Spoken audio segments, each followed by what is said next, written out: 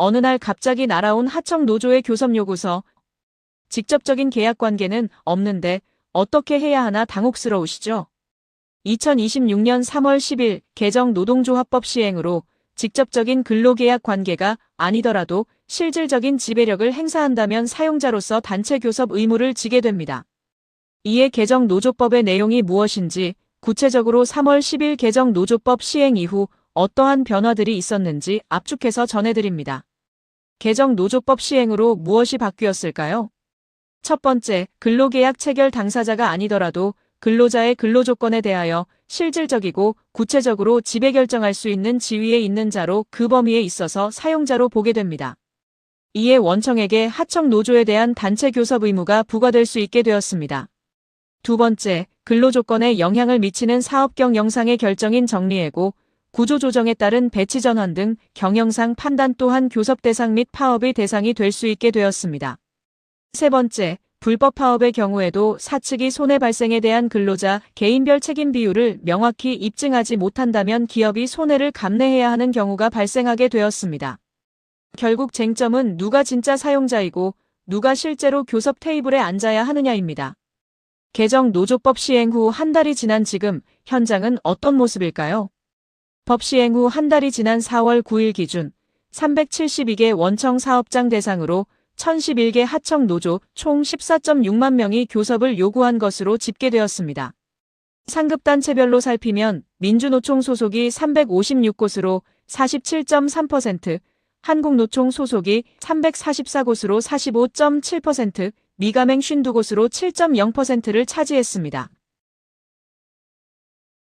법적 절차에 따라 교섭 요구 사실을 공고한 원청 사업장은 포스코, 쿠팡 CLS, 한화오션 등 33개뿐 교섭 요구 사실을 공고한 사업장은 10곳 중 1곳도 되지 않습니다. 법적으로 원청은 교섭 요구를 받으면 7일간 이를 공고해야 하지만 상당수 기업은 의제의 불명확성이나 법리 검토 필요성을 이유로 공고를 미루고 있습니다. 이에 노조가 시정 신청을 한 결과 노동위원회는 원청의 사용자성을 인정하였습니다. 원청이 하청 사업장의 안전관리와 인력 배치에 실질적인 영향력을 행사했다는 점이었습니다.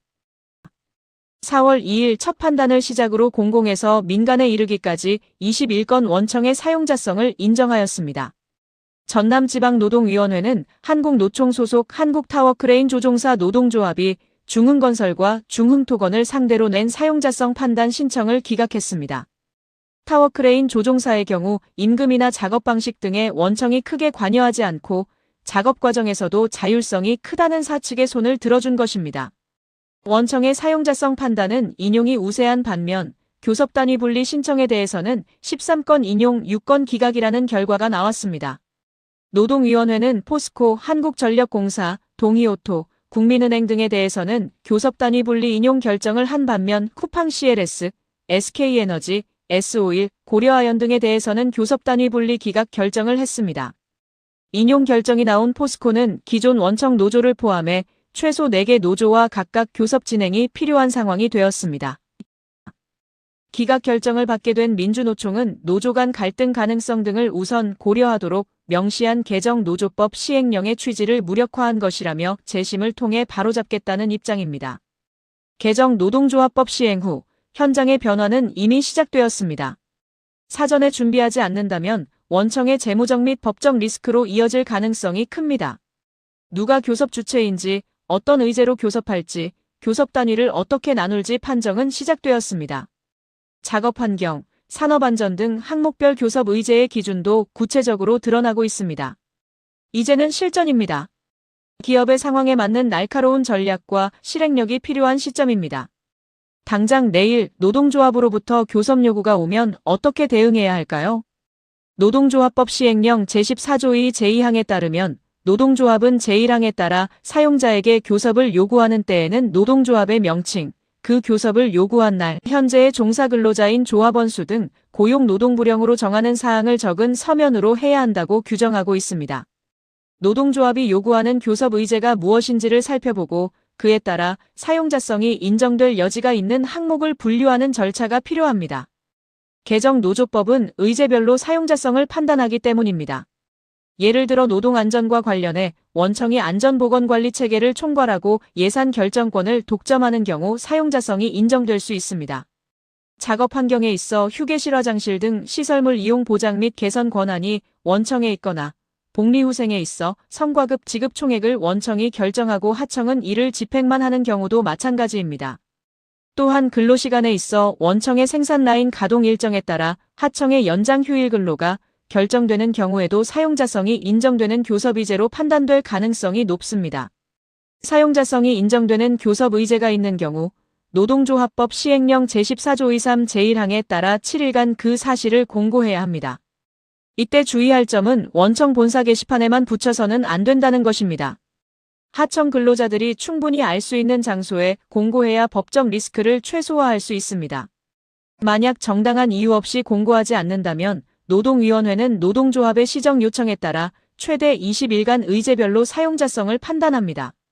노동위원회의 시정명령에도 불구하고 교섭요구 사실의 공고를 끝내 거부할 경우에는 부당노동행위로 처벌받을 수 있습니다.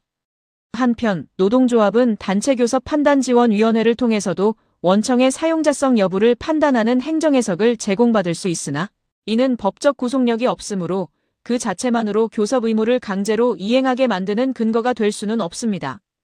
그런데 자회사나 하청 사업장이 많아 복수 하청 노조가 있는 경우에는 어떻게 될까요? 이 경우에는 원칙적으로 복수 노조가 있다면 반드시 자율적 단일화 절차를 거쳐야 합니다.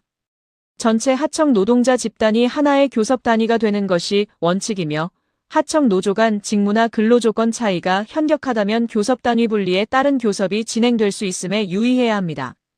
만약 특정 직무의 하청 노조와만 교섭하는 것이 효율적이라고 판단된다면 노동위원회에 교섭 단위 분리를 신청하여 교섭 리스크를 관리할 수 있습니다. 사용자가 교섭 요구 사실을 공고한 이후 다른 노동조합의 교섭 참여 신청이 있는 경우 노동조합법 제14조 2호 제1항에 따라 5일간 교섭 요구 노동조합을 확정 공고합니다. 이때 이의가 있는 노동조합은 동조 제2항에 따라 사용자에게 이의 신청을 할 수 있습니다.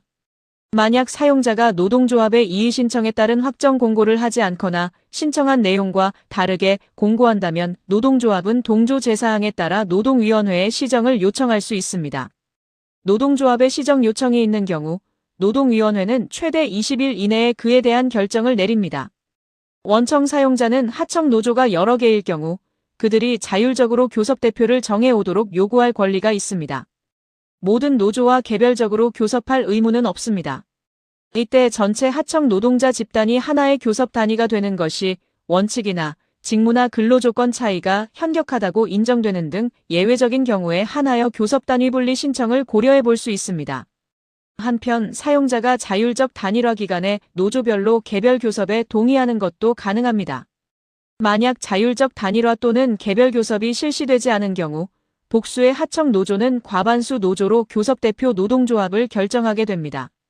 그럼에도 불구하고 과반수 노조가 결정되지 않았다면 공동교섭 대표단을 구성하여 사용자와 단체 교섭에 임할 수 있습니다. 실제 교섭이 시작되면 모든 요구안에 응할 필요는 없습니다. 우리 회사가 예산이나 시설 개선 권한을 직접 쥐고 있는 항목에 대해서만 집중하십시오. 만약 노조가 인사권이나 경영권 등 원청의 전속 권한을 침해하는 과도한 요구를 한다면 이는 의무적 교섭 사항이 아님을 분명히 해야 합니다. 판단이 모호하다면 정부가 운영하는 전문위원회의 지원을 받아 교섭 의제를 확정하는 것이 현명한 방법입니다. 앞서 살펴보았듯 개정 노동조합법은 의제별로 사용자성을 판단한 뒤 원청 사용자에게 교섭 의무를 부과합니다. 이는 계약관계의 형식이 아닌 근로조건에 대한 구조적 통제, 업무의 조직적 편의, 경제적 종속성 등을 판단하여 이루어집니다. 따라서 정부 부처 및 관계기관, 전문가 그룹과 상의를 필요로 합니다. 이외에도 사용자와 근로자는 어떤 점이 궁금할까요? 질문 1번. 하청 노조가 원청에 직접 교섭을 요구하면 무조건 응해야 하나요? 정답은 아닙니다. 원청이 해당 하청 근로자의 노동 조건을 실질적으로 지배하고 있는 경우에만 교섭 의무가 발생합니다. 질문 2번. 하청 노조가 여러 개면 모두와 따로 교섭해야 하나요? 정답은 아닙니다. 원칙적으로 교섭 창구 단일화 절차를 거친 대표 노조와 교섭하면 됩니다. 질문 3번. 불법 파업으로 공장이 멈췄는데 손해배상을 청구할 수 없나요? 청구는 가능하지만 산정 방식이 까다로워졌습니다.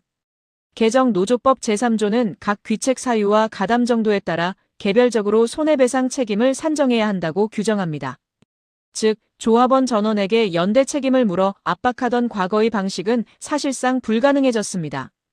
더 자세한 정보는 화면에 표시된 이메일과 홈페이지를 참고하시기 바랍니다. 감사합니다.